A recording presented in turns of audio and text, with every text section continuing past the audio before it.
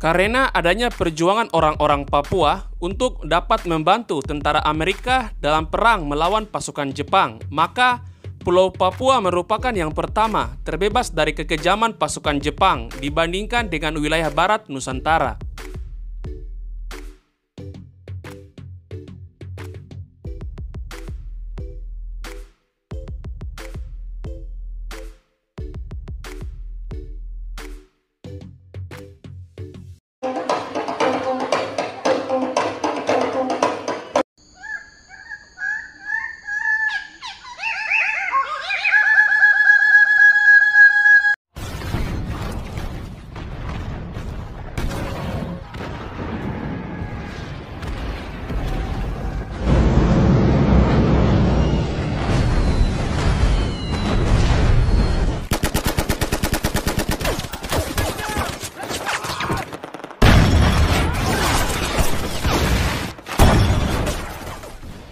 Hai, selamat datang di channel Tongpu Cerita, yaitu channel yang membahas seputar hal tentang Pulau Papua.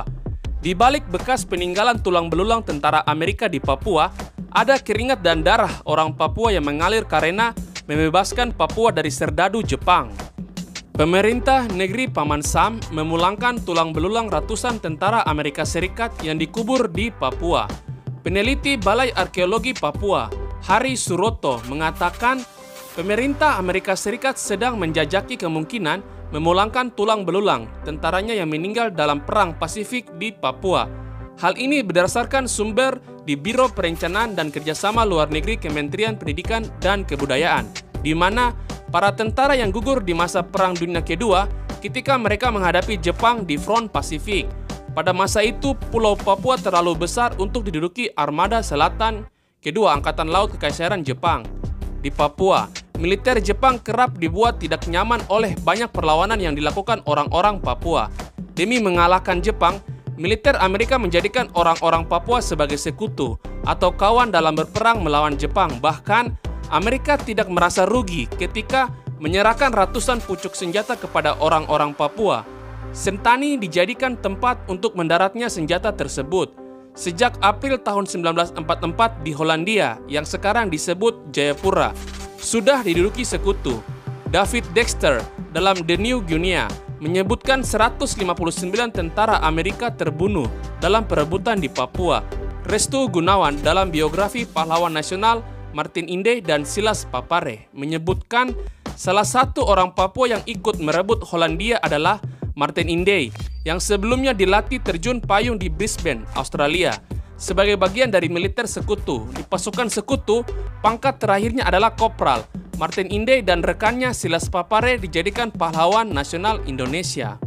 Silas Papare berasal dari Serui, suatu pulau di utara Papua. Dia adalah salah satu pemuda Papua yang mencari kontak dengan militer Amerika. Pada awal Mei tahun 1944, Silas Papare sempat bertemu awak pesawat amfibi. Sekutu yang memberitahunya bahwa kawasan Biak akan diserang sekutu. Tentara sekutu dengan pasukan dari Divisi 41 yang kala itu dipimpin Mayor Jenderal Horace Fuller mendarat di Biak pada 27 Mei tahun 1944 dan mulai menyerbu lapangan terbang Mokmer. Sekutu bisa mendarat dengan aman, tetapi pertempuran sengit harus dihadapi ketika bergerak masuk ke dalam pulau. 474 tentara Amerika terbunuh, 2.443 terluka, dan 7.234 menjadi korban di luar pertempuran. Pada bulan berikutnya, Pulau Biak mulai aman untuk dari gangguan sisa militer Jepang. Butuh waktu sebulan untuk mematahkan perlawanan tentara Jepang di Biak. Pada awal Juni datanglah pesawat amfibi Amerika di Pulau Nau, tempat Silas Papare berada. Silas Papare berenang ke pesawat dan diberikan seragam tentara Amerika, kemudian ikut terbang menuju tempat yang belum diketahui.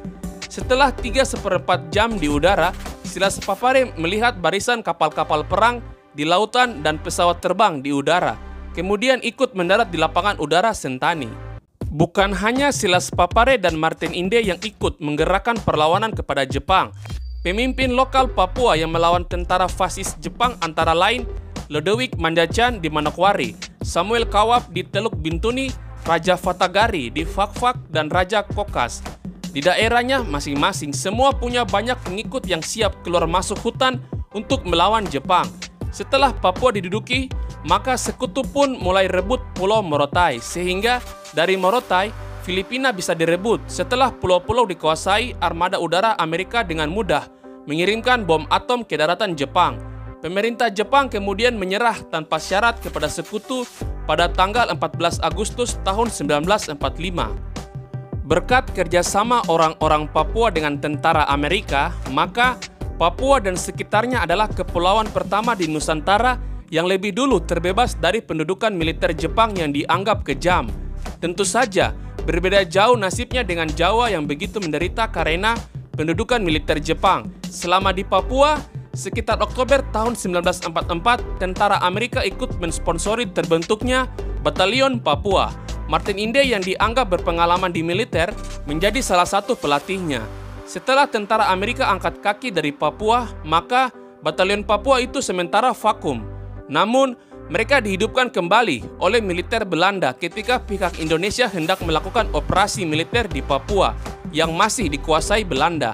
Meski Papua terbebas lebih dulu dari Jepang, namun Papua tetap jadi milik kerajaan Belanda yang belum pulih setelah diserbu tentara fasis Jerman pada 10 Mei tahun 1940. Butuh waktu yang lama, penumpahan banyak darah untuk kemudian Papua menjadi milik Indonesia.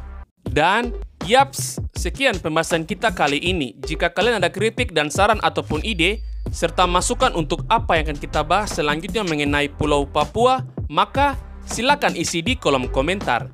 Cukup sekian video kali ini, sampai jumpa di video berikutnya. Salam Bumi Cendrawasih, Manseren, Ifnok, Au.